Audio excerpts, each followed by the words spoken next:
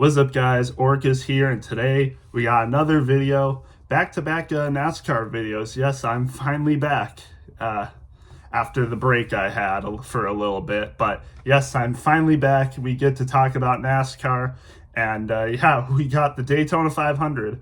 So this was definitely an interesting race, to say the least. It didn't start off so good, but there was a lot of cool things that happened. You had the Pitbull concert, you had Donald Trump in attendance.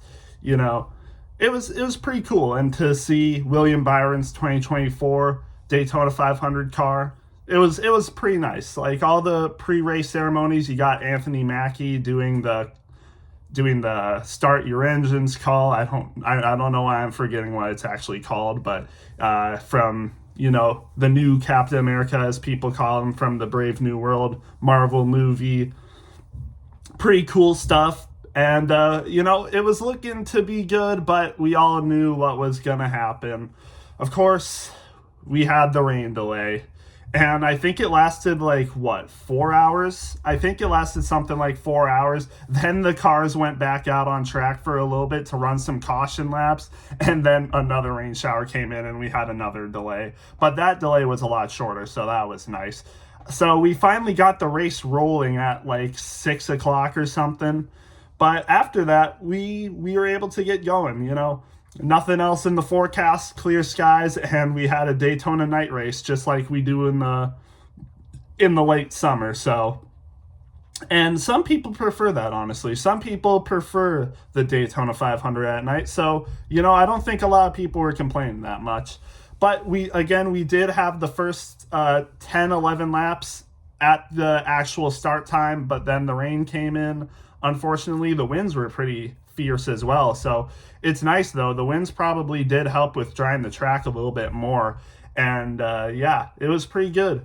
It was pretty good that we were able to get going today or yesterday. I'm making this video Monday morning, but it was nice that we were able to get going. The first 10 laps were nothing really to sneeze at, but it was nice that we were able to get going at the actual start time. Of course, like I said, we got the rain delay.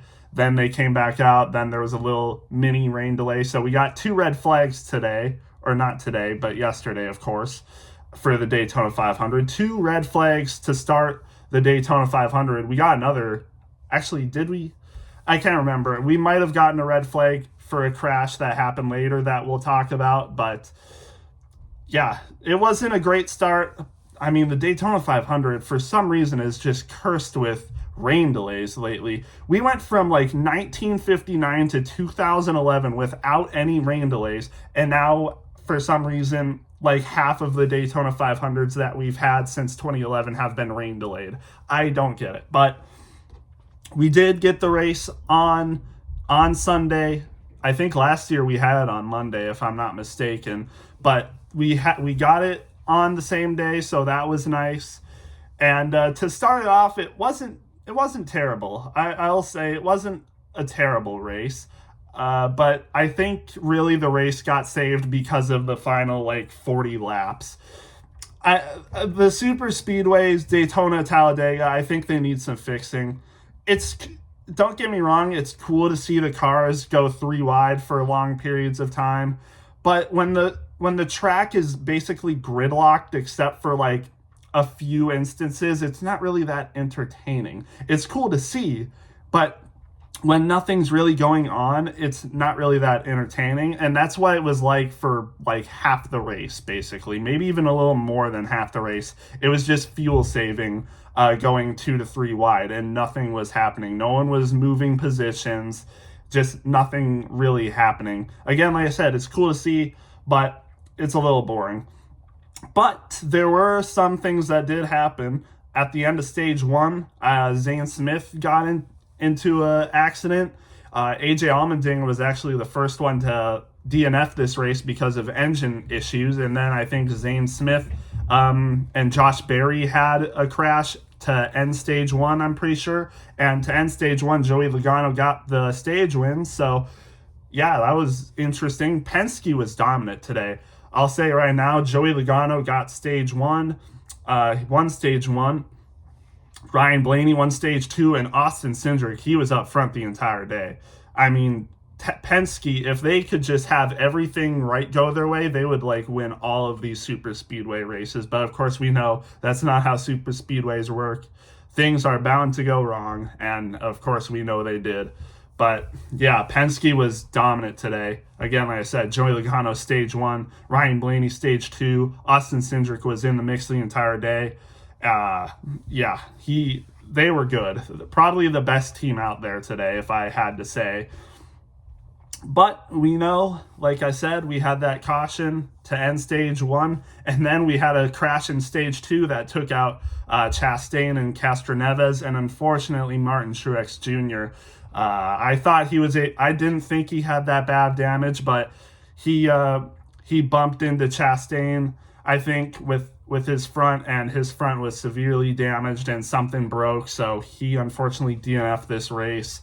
Very sad to see, but we think that he will be back for some races. This won't be his last race, so that's at least good to know that this isn't his last race that he'll ever race in NASCAR, I would say. I think he's almost guaranteed to run more races in the future. Hopefully that's the case. I would like to see him on track more. Unfortunate how this ended for him, but, still not bad. Still not a bad race. I mean, my favorite driver got 4th, so I'll say that right now. Chase Briscoe got 4th in this race, so that was nice to see. But back to the race, of course, to start stage 2, we had that wreck. Of course, like I said, Castroneves and Chastain took each other out. Chastain actually took Castroneves out, so unfortunately, two of the Trackhouse cars took each other out, and Shane Van Gisbergen, who was involved in, I think, either the first wreck to end stage 1 or that same wreck, unfortunately did not have a good day. He finished multiple laps down as well. But after that wreck, that's kind of where more of that, like I said, the 3-wide racing, but their fuel saving happened, and that continued for the end of the race until Ryan Blaney won the stage, and then we get to stage 3. They're fuel saving some more, and then we do get a caution. We had some debris cautions. Joey Logano, I think, was involved in one of the wrecks as well, and he was having he wasn't involved with the wreck. The wreck that happened to start stage 2, for some reason Joey Logano couldn't get it going. His RPMs were way below all the others, and it caused a huge stack up effect that caused Chastain and Castroneves to wreck. And he was dealing with that for a lot of the race, but there was a caution that helped him out. He got it fixed, and soon enough, within 40 laps, he was running back up front again in stage 3. So it was good to see him back out there. But unfortunately, there was another wreck that happened in the final stage. Like I said, there was debris cautions, and then once we got to 40 laps to go after that last caution for debris, I think the racing was really good. We saw the best racing between lap 40 and lap 15, to be honest. Really good racing there. Probably really good super speedway racing, the best super speedway racing of the day. It was really cool to see, that top lane go. It was Ryan Blaney and Austin Cindric up front, and right behind them it was Kyle Busch and Austin Dillon. That inside lane was going really well. Then you had the two outside lanes, and it was interesting to see how they were going, because for a lot of the time they were 10 laps, or not 10 laps, but 10 cars away from first place. And you had people like Nemechek on the very outside. You had Ricky Stenhouse and Corey LaJoie working together. And eventually, they were able to make it work. They were getting up the field. They were right in line. Corey LaJoie and Ricky Stenhouse with Austin Cindric and Ryan Blaney. And then some chaos happened. On lap 15, they were trying to make it work. Joey Logano's in the middle lane. Ricky Stenhouse is on the outside. Joey Logano tries to get ahead of him, but Ricky Stenhouse makes a pretty late block, but hey, it ends up working out. But then Joey Logano, he pushed it too much. He tried to get in between Ricky Stenhouse Jr. and whoever was on the inside, and it just caused a wreck. Unfortunately, taking out Joey Logano, Ricky Stenhouse, his teammate Ryan Blaney, and a lot of other good contenders in that race, including Kyle Busch, who wasn't able to get it back. And, he had some strong words to say about the DVP policy, which is the damaged vehicle policy. Like I said, I don't really need to say DVP policy. That's I don't know what the word is for that, but the DVP rule, damaged vehicle policy, he had some strong words to say with NASCAR's rules for that, because he sounded like he was being treated unfairly with that rule. But yeah, just unfortunate for him. I think Austin Dillon was involved in that as well, couldn't get it back going. So, yeah, with 15 laps to go, we had a big one happen. I wouldn't say it was the big one. We didn't really have a huge big one today. We had a lot of big crashes, but, when people talk about the big one, we talk about like 15 plus cars involved in an accident. And I don't really think we had one like that today. We had a couple ones that were close to that, like the final lap one, which I'll just get out of the way, and then that one there. But other than that, I wouldn't really say so. We had a big crash, which I'll get into now, because after that caution on lap 15, we get it going green for a little bit. And then on lap 5, you have Denny Hamlin's up front, Christopher Bell's up front. Behind them, you got Austin Cindric and Cole Custer.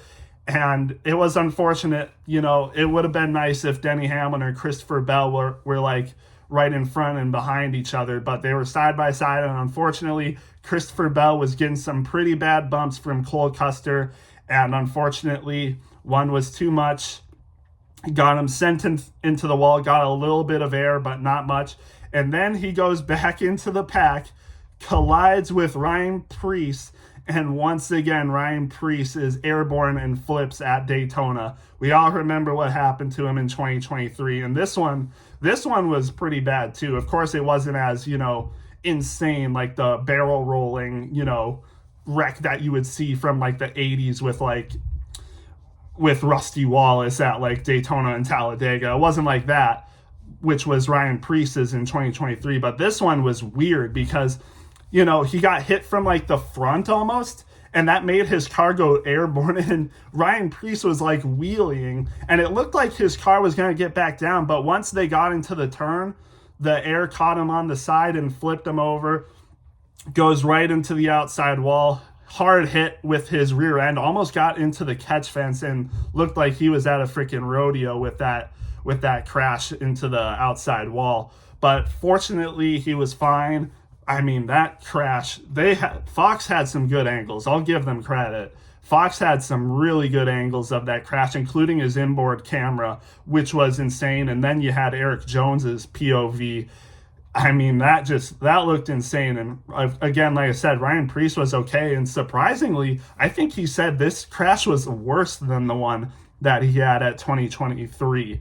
That was surprising to me because, of course, it doesn't look as bad, but some crashes are weird like that. Some are worse than others. Some crashes you don't think look as bad are actually like a lot worse than some of the crashes that look really violent. And I guess that was the case for this one. And man, Ryan Preece was going through it there. You can see it in the in-car camera. He like closes his eyes and, braces for impact right before he hits the bottom or hits the ground after going airborne. Just insane crash. I mean, Ryan Preece, what's he got to do?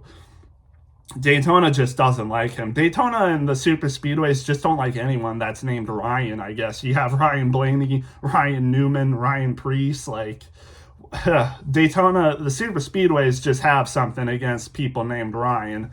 And Ryan Preece, unfortunately, was one of the victims again. And even though, like I said, Ryan Blaney was involved in that accident, I'm looking at the results right now, but Ryan Blaney actually still finished 7th.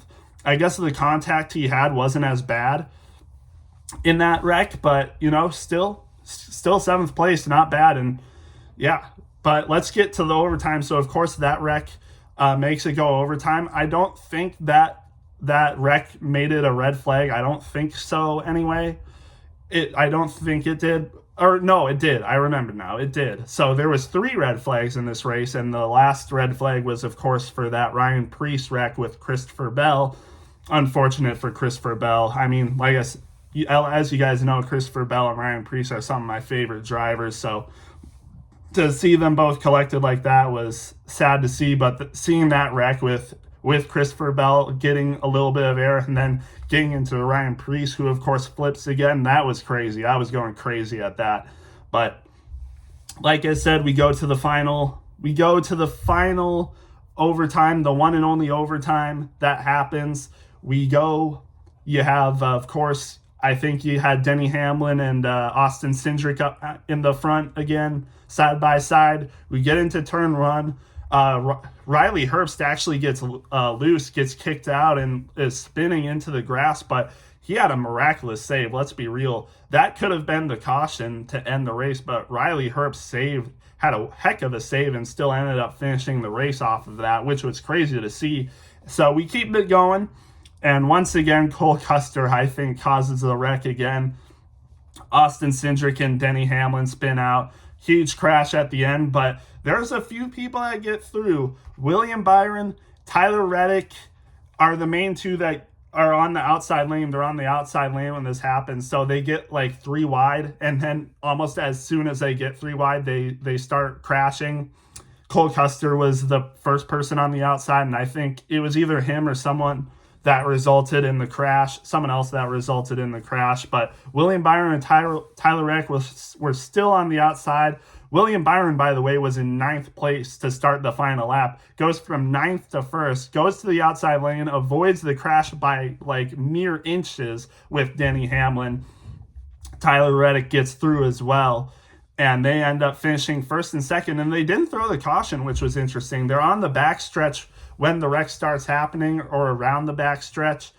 They don't throw the caution. They let William Byron and Tyler Reddick race it out, which is surprising because we saw what happened with the other races, particularly Duel 2 with Cindric and Jones. They threw the caution immediately, and Cindric ended up winning that race when a lot of people think they should have let it fly and Jones should have been the winner. But no, they don't call the caution here, so kind of inconsistent for NASCAR, but I like the call because it worked out. You know, it was clear, like no one else was crashing. A lot of people made it through. William Byron and Tyler Reddick were very close to each other. William Byron wins by like 1/10 or 2/10. And then, you know, following behind them, Jimmy Johnson. How about that? Jimmy Johnson gets 3rd. His best finish by far in the next gen era for Gen 7. You know, he's been in the Daytona 500 a couple of times in the next gen era, and you know, 3rd place for Jimmy Johnson. Hey, that's not bad. And you know, he was running decent this day. He was in the top 10 for a decent amount along with his teammates. So great finish for Jimmy Johnson. But let's go back to the winner. William Byron goes back to back. How about that? William Byron back to back for the Daytona 500, both in Exalta schemes. You know, we had that nice white and red flame car last year. This year we have the blue and red. Sick looking cars, by the way. 10 out of 10 cars for sure. And now he gets a back-to-back win at the Daytona 500, which hasn't been done since 5 years ago with Denny Hamlin in 2019 and 2020. And William Byron does it again. Of course, you know, this race was a lot different, but hey, the luck was on his side. Went again, like I said, from 9th to 1st, avoids the wreck and gets the 1st place. Just impressive from William Byron. He led a decent amount of laps at the start of this race and then fell back a little bit along with a lot of his teammates.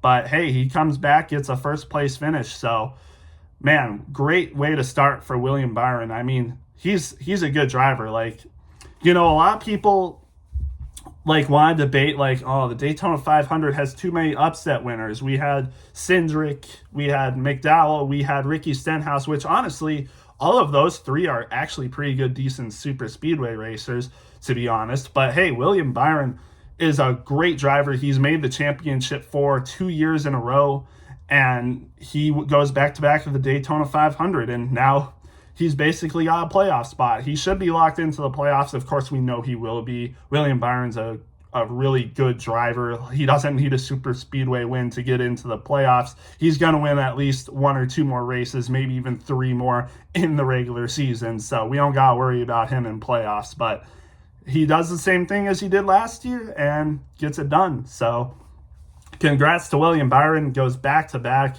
Nothing more you can say about him. Just impressive finishes for him. He's going to hold on to these two for a long time, and hopefully his next step can be winning the Cup Series championship at Phoenix this year, and maybe we'll see what happens next year. Maybe they go back to Phoenix for the championship race, but if he can get it done at Phoenix this year, I think, he's probably in the Hall of Fame already, but that would cement his legacy if he can win a championship this year.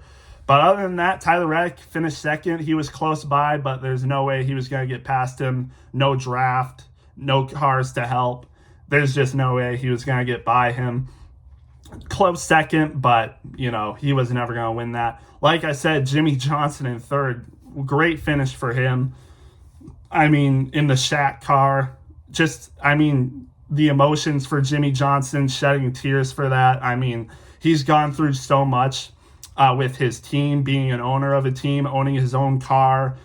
Just legendary stuff from Jimmy Johnson. This is why he is one of the best drivers of all time. Just great stuff for him. And like I said, again, my favorite driver, Chase Briscoe, won the pole for this race. Kind of fell back a little bit. He was leading some laps up front for the start of the race, of course, but then kind of just disappeared. He was in the top 10 for a good amount of this race, but not really a factor to be in the lead anymore. But then at the end, he comes back and gets a fourth place. Great start to the season. I'll take that. So good for him. And then Jimmy Johnson's teammate, John Hunter Nemechek, finishes fifth. I mean, John Hunter Nemechek is sneaky good at Daytona. I think he got like a top 10 last year at the Daytona 500, gets a fifth place this year. He's had good finishes at super speedways, so it shouldn't be that surprising to see him up here, but still, good finish for John Hunter Nemechek. Hopefully this is a good start for Legacy Motor Club. All three of their drivers in the top 15, by the way, with Eric Jones in 12th, so good for them. Good races for them. Alex Bowman, 6th. He was my prediction to win the race. Ends up getting 6th. Not terrible. He was just really not much of a factor. I mean, he was actually up front for a good amount of this race, but it never really seemed like he was the dominant car to beat. But he was up front. He was in, when they were fuel saving 3 wide. He was in the inside lane, I'm pretty sure, in first place on the inside lane for a lot of the race, so good for him. Like I said, Ryan Blaney finishes 7th, not bad. Cindric finishes 8th right behind him. Even though he was involved in that last lap crash, he still is able to get it going and finish the race, so good for him. How about this? Justin Allgaier in the JRM Motorsports number 40, their first Cup race, gets a 9th place finish. Top 10 for Justin Allgaier in the Daytona 500 when they had to make it in the race off of the dual races, and they end up finishing 9th. So that's actually pretty nice. 2 open cars who could have not raced this race if they failed to qualify well and didn't finish at the top of the open cars in their duels. They both, 2 open cars, finished 3rd and 9th. And yeah, great start for JRM Junior Motorsports. I mean, a lot of people think they're going to run more Cup races this year, and, this could cement their future in the Cup Series. Who knows? They're very big in Xfinity. Maybe one day they'll eventually have a full-time ride or multiple full-time rides in the Cup Series. But again, great start for Junior Motorsports in their Cup Series career. And then to round out the top 10, you got Chris Buescher, the only RFK car that seemed to do pretty good today. Keselowski and Preece were running up front for a good amount of this race, like I said, but unfortunately didn't work out so well for them, especially Preece. But Chris Buescher ends up with a top 10 finish for RFK, so not terrible. I hope to see RFK do better this year, though, especially at super speedways. I thought, they were going to be up front more today, like all 3 of them, but that never really happened, so unfortunate, but yeah. McDowell with an 11th place, not bad for his first start at Spire. Ends up finishing the best out of any Spire car, so good for him. You got Suarez 13th. I'll go through these guys pretty fast now. Suarez 13th, Ty Dillon in 14th. He was doing pretty good this race at the start, but then kind of fell back, but then came back to get a solid finish. Chase Elliott 15th.